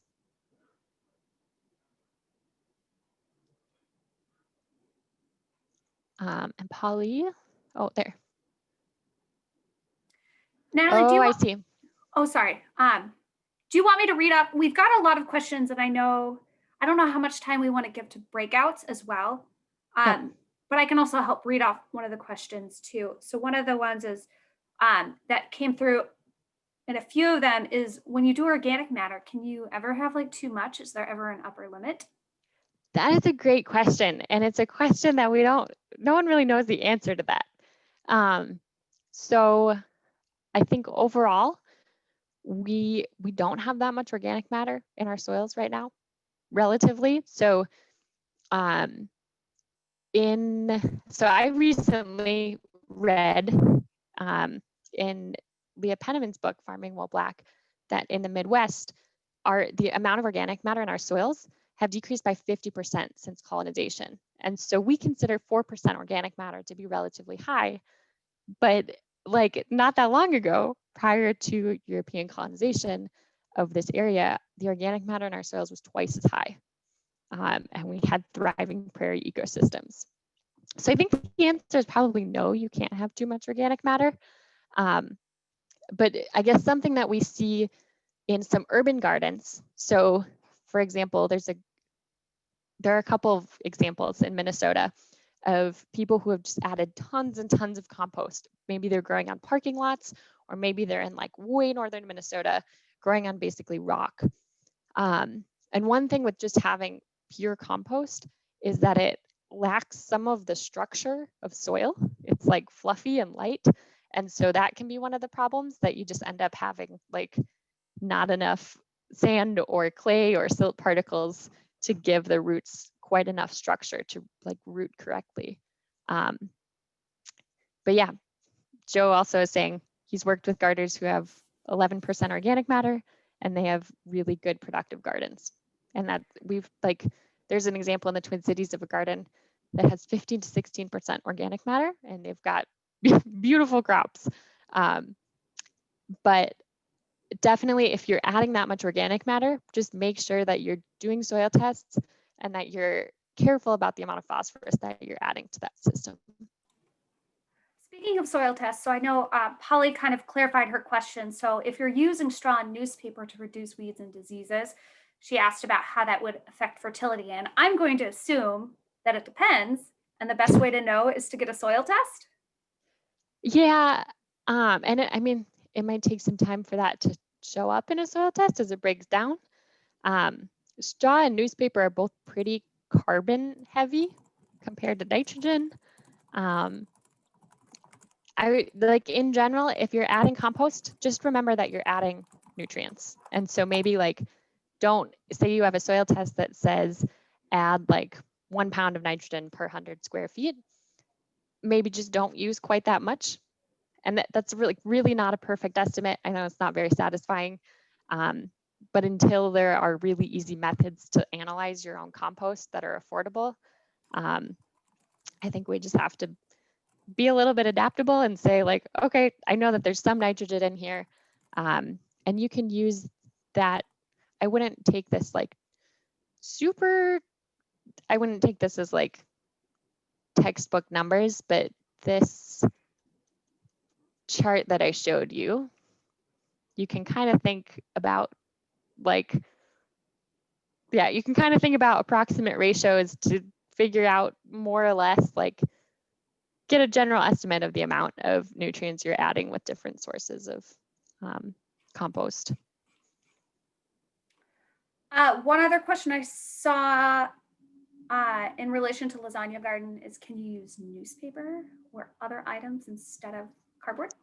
Yeah, just think like it depends what you have growing there. So say you have a really tough plant like thistles, newspaper is probably not gonna, it's probably just gonna push right through that. Or if you have like quackgrass or crabgrass, if it's just like Kentucky bluegrass, that probably would work. So just kind of think about the vegetation you have that you're trying to smother out and how tough it is and how likely it's going to be to push through whatever you have there. Okay, do you think we should? Breakouts. I know there's some really great questions, but what can happen is while we're in breakouts, Natalie can look through, we can look through the questions, make sure we covered everything. If there's something that you asked, we can always, and it wasn't answered, we can email out more information, or you can reach out to us and we can make sure we get it answered. But we're going to do breakouts. So Jackie is going to give some pointers about breakouts while I do some of the computer stuff to make it happen. Yep. And I think we're going to be split into breakout rooms, and Christy will be doing that. Once you get there, I think we will have 5 questions that each group can decide if you want to try to answer all 5 questions or just pick 1 or 2, have a discussion, and if a person in each of the rooms can facilitate the discussion, that would be great. And once we reconvene, maybe we can discuss, aha moments, things that were new ideas, new projects. And Christy, how much time are we going to spend on the breakout rooms? I would say we could probably do 5 to 10 minutes. I would use these do 10 minutes. People had good conversations last time. Yeah. And I know people are leaving, so I would encourage sticking around because it's actually really great to meet with some of your colleagues and be able to touch base and answer the questions. When you're in your breakout room, we're going to copy and paste those questions so that you can see it. And you don't have to do them all. Jackie probably mentioned it might help to choose one person to kind of be a facilitator or a leader. So you could do something like the first person who woke up this morning or something like that. Can I just give a quick disclaimer too? Yes. So these questions are like pretty big picture questions. And the answers you could answer them in many ways. Like you could talk about totally different things like that are not necessarily related to soil health. So don't get distracted by that. I guess these were meant to be like big picture questions and kind of thinking about how soil health plays into these other aspects of gardening. Are we ready? Okay, so the way this is going to work is I click the button and then everybody has to say yes And then you'll be dropped into a room. I'm going to change the amount of rooms so then that way there's, because people keep leaving and I want to make sure it works out. So just click yes, and you should be able to be dropped into a room. And yeah, enjoy your conversation. Let's do this. Open all rooms. Here we go. All right. And so make sure to click yes, I'm joining. And yeah, thank you so much, everybody. Oh, there you all go. Have fun. Yay. Great. And yeah, Natalie, you don't have to hop out. Yeah, if I you don't stayed want to. here. I thought we Perfect. could maybe choose like a couple big picture key questions because there are a lot of Yeah. questions in here. I'm just looking through to make sure because sometimes, oh, perfect. Okay. And I know that there are a handful of folks. But here, what I will do is copy these, broadcast a message to all. Yeah. I think that that works. So anybody who's left in this room, I believe probably isn't paying attention. But it looks like, I love it when this works. This is great.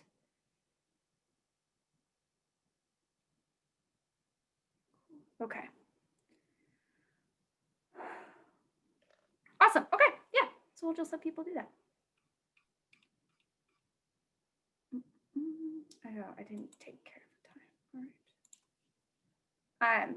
While you were talking, I was messaging with my friend. I have a friend who lives in Wisconsin and has farmland, and they rent out a good portion of in the back they have sheep, and so in between the sheep and they rent it out, and they put in rye this year, and so he's asking questions about it, and I didn't realize that it wasn't like that you had to kill it in the spring because I was telling him about it, and his initial reaction was like, There are actually two types of rye.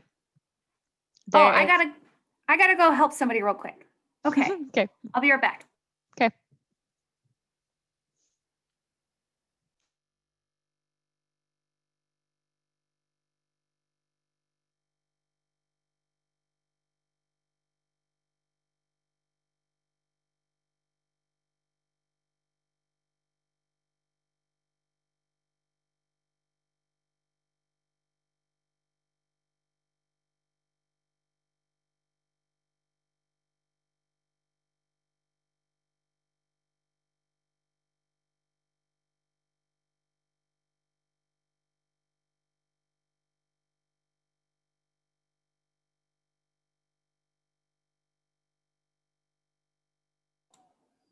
All right, I'm back. Sorry. Okay. You were telling me something about. There are two types of rye. I should have said that, but it's also a lot of information. There's annual people- ryegrass that you plant in the summer Yeah. that will winter kill, and then there's perennial I rye. think It's not perennial, it's winter rye. I think But if he's planting it now, it's winter rye. Yeah. Anyway, I was explaining him the good things about cover ups. Okay, I'm gonna go help another room.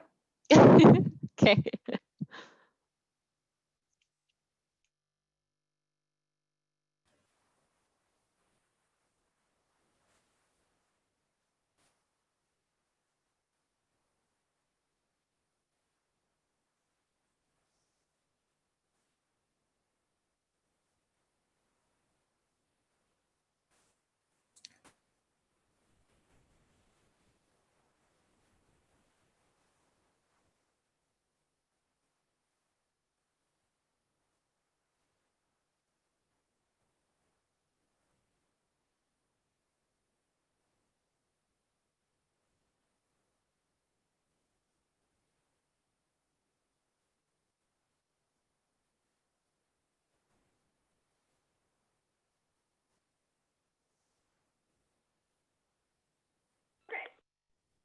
Okay.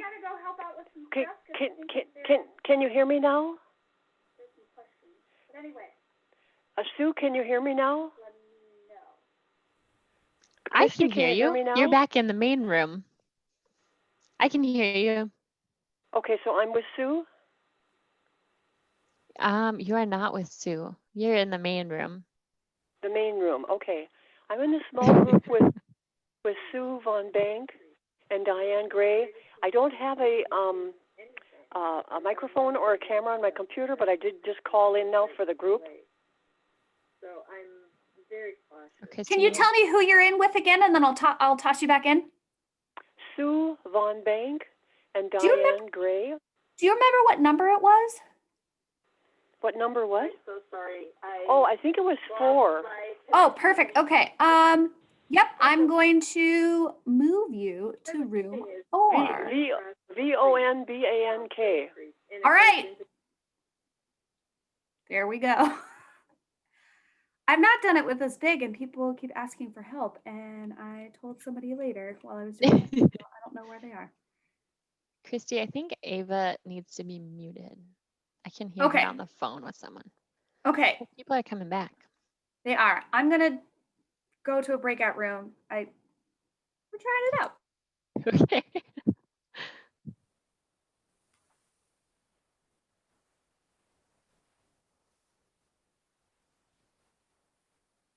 Hello, I'm finding you now. This is Dorothy Johnson. Oh, hi. You got pushed back to the main group. Oh, Christy is gone, but we can chat.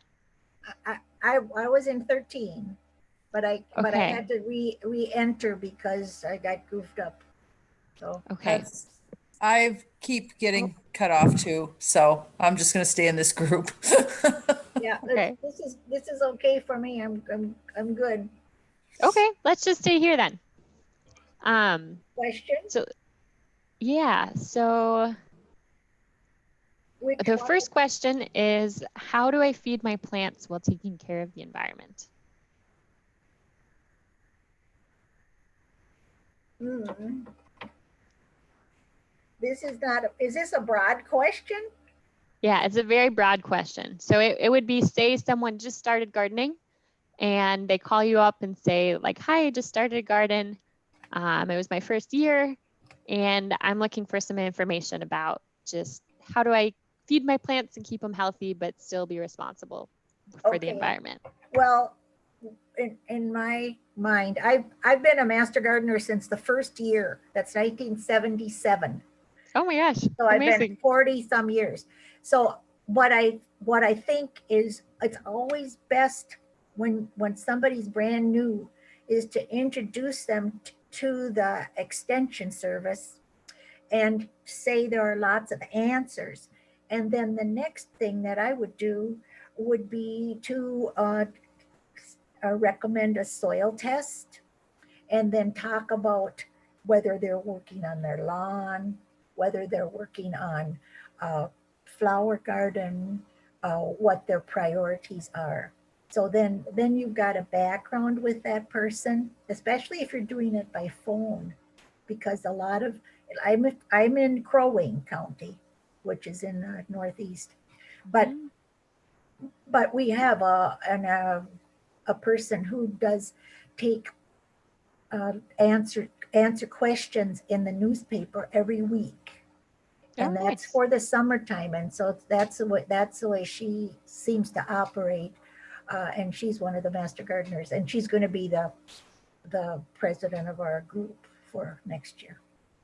So anyway, those things, just being able to introduce or hear what they're trying to introduce, and make sure that the things that are discussed are not too many, just like not too broad. Yeah, like that's a for great example, if you really want to start a perennial garden, then it will be just really nice to have a couple of tubs of tomatoes in there, but don't try to do too much at once. Yep. Natalie, can you let me know when you think 10 minutes is up? I forgot to track I think it. 10 minutes is up. I We want have to give it a. You can give it a couple more minutes. Yeah, maybe it'll. Do you want to just go to like 11:50 and then Yeah, we'll do that. have each group share one thing? Yeah. Okay.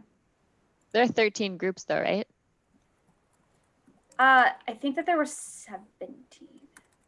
Okay. Maybe, I don't know if there's even time for all of those people to share. I figured what we could do is ask people to raise their hand and maybe call on a few groups to come out and share what they talked about, because maybe Okay. not everybody did something like that. And I know some people got a late start. Okay, So, perfect. sounds good. All right. Is there anybody else in this group? Most of the It's people, just us. yeah, most of the people in this group. So I don't know what happened, Dorothy. I don't know if you joined late or something happened.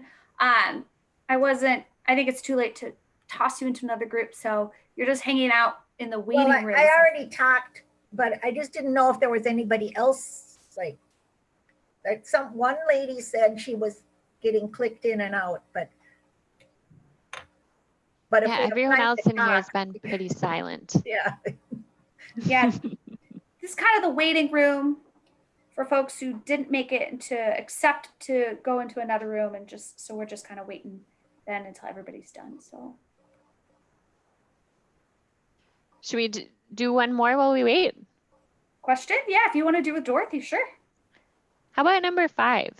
Have you ever heard this from someone? Like, I've been growing in the same spot for many years, and the soil seems really tired.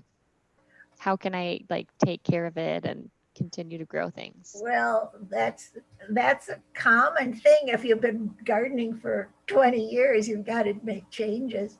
Yeah. And basically, in the scheme of things, it's better to start out with somebody who's got like maybe 5 years. If the 5-year plan is something that you've already done with, and then to talk about that. But if it's a 20-year thing and they're having trouble with their soil, or if they're having something that they can't really grow anymore, or it's getting shady, or there are so many ways to facilitate the discussion and recommendations for changing your attitude toward gardening, in not taking on too much. Dorothy, we have everybody jumping in. Thank you for that great answer. So just letting you know, like, I think we're going to have people jumping in the next 10, 15 seconds. So as they do, I want to welcome people back and then give a little quick idea of what will be happening next. But thank you for sharing, Dorothy. Sure. You're really welcome. I didn't tell you I'm an old master gardener, one of the first ones from 1977. Yep. So as you're jumping in, please remember to mute yourself. And I'll help mute a few of you if you forgot. But we are so excited to have you back. I'm just going through muting folks. Hopefully you guys enjoyed the conversation. I really like the breakouts actually when I've done that before. So what I think would be great is if you are willing to share with with us, kind of, so some of you had a leader. And what I think would be great is if you, the leader, say, hey, we had some really great discussion and I would love to share, raise your hand as a participant. Christy, can you explain how to raise your hand? I see Yeah, people raising it in their screen. I just realized that I should do that. I just don't want everybody to unmute at once. So I think, I don't actually know. Okay, if you go click on to participants. Yes, click on participants, and then on the bottom, I think that there's some options, so you can click. If you want to share, just raise your hand or say yes. Oh, look at all these people. Okay, so I'm going to ask you to unmute. Leah, if you'd like to share real quick, and we'll do this with a couple of folks. It'll be great. Cool. So we already got to the first couple of questions. Can you hear us? Can you hear me? It's a little crackly. There's a lot of background noise. Let me try to get to a better location. Okay, while you do that, I'm going to ask Beth. She was the second hand that I saw. So hey, Beck, if you'd like to share. Hello. So Jill and Jean and I, 3 different counties, so that was fun.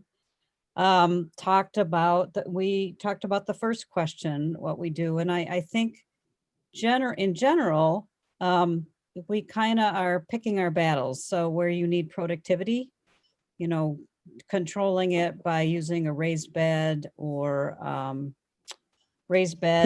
containers or, you know, things like that for your vegetables and fruits was one way to go. So don't worry about doing your whole garden all the time. Pick what areas of the garden and what your purpose is in that garden.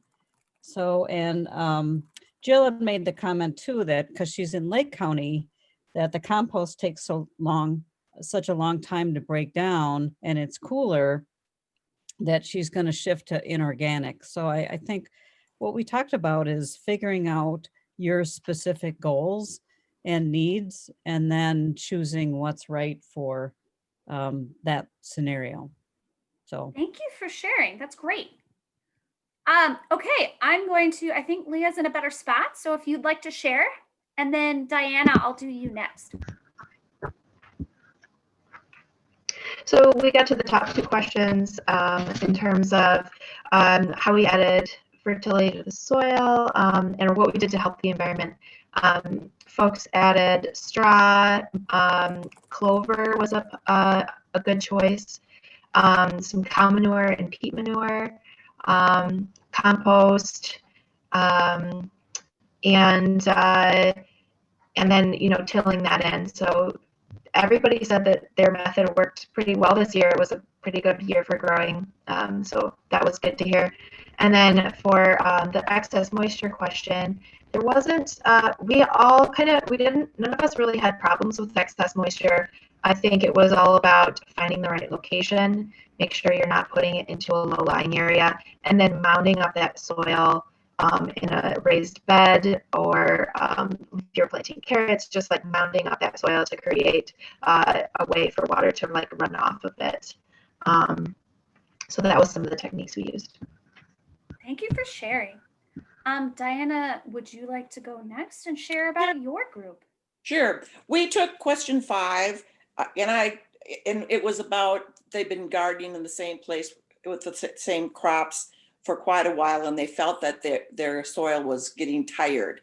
So first of all, we thought we would like more explanation, some idea of what they mean by they think it's getting tired, because that's kind of broad. We'd like to narrow it down a little bit. And then we also thought that we were going to ask to see if they had a soil test, and then we could make some recommendations off of that. But in general, we were going to talk to them about, you know, especially over time, sometimes conditions change where you are, like you may have been shady and now you're sunny, or vice versa. And so we would want to question them more about what exactly has happened environmentally in that spot. And then also to mention climate change, and because now we are in a situation where not only could your environment change, but your climate might be different than it used to be. And then some of the general things we talked about were if rotating their crops, if they'd done some rotation of the crops, and then in general, adding more organic matter, or questioning them on if they have been adding an organic matter and that kind of thing. And then once again, talking about the light or the shade or that kind of thing, because we felt we kind of needed more information. Now, one of my favorite things about working with master gardeners is that answer of just looking for more information. It's always great. And I see all these heads nodding because it sounds like you all answered the same of like, well, what do you mean by tired? Let's talk about it. And that's such a fantastic answer. So thank you so much. I think Jackie's going to be the last one to share with her group before we kind of wrap up for the day. And yeah, thank you so much for sharing all. Jackie, what did your group talk about? So it's the same one that Diana was in, and I just want to say we mentioned, like, sometimes people are hesitant to do a soil test because they think it's too technical, too confusing, that they might do it wrong. And I mentioned that Katie, the coordinator from Stearns County, she put together some videos that show how to do the soil test. And I was wondering, Christy, if we can add the link to the email that you will be sending to people. And Natalie, maybe you know which video I'm talking about. It shows how to do, how to collect a sample. That will be great. And on Yeah, so that that's email, in there. So everyone's going to get a list of resources at the end. And for the soil testing part, there are a bunch of videos, like a really basic video about the importance of soil testing, and then Katie's video just showing people how to do it, and some more information about interpreting soil tests. So there's follow-up content for each of these that you'll have access to. That's both for you and for you to share with people as they're coming to you. great. And Christy, don't forget about the survey. Yeah, so, and if you are curious to learn more about soil, the core course has an updated module on soil. I think I either did that one, not last year, but the year before. So if it's been a while since you've been, you can totally join. Oh, there's a dog who might start barking, sorry. But you are totally more than welcome to jump in. And there's also some information there about how to read a soil test that's been built in. So that might be a great place as well. But 2 minutes left, so I'll be really quick. I'll be sending an email probably on Monday with an evaluation for today, those follow-up resources as well. So please fill out the evaluation. There's a question we'd really like an answer to about how we'd like to do these formats moving forward. And then we also want to get some feedback from you in that evaluation about additional soil resources that might be useful to you. With that evaluation email, I'll send once again that handout. And yeah, I am super excited that you guys all chose to spend your Saturday mornings with us, or Saturday morning with us, and I'm really excited to see all of your faces. And so thank you so much for that. I'll do a virtual applause for Natalie. Thank you so much for sharing your expertise, and for you all for all of your work, for showing up and still giving so much to the program. We really, really appreciate it. It's been a hard year and your work's been invaluable.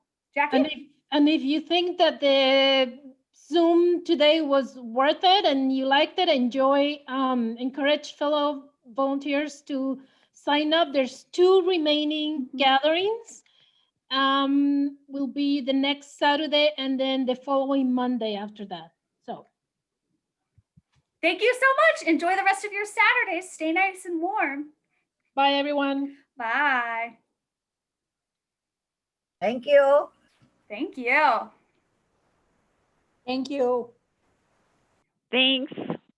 Thank you. All right.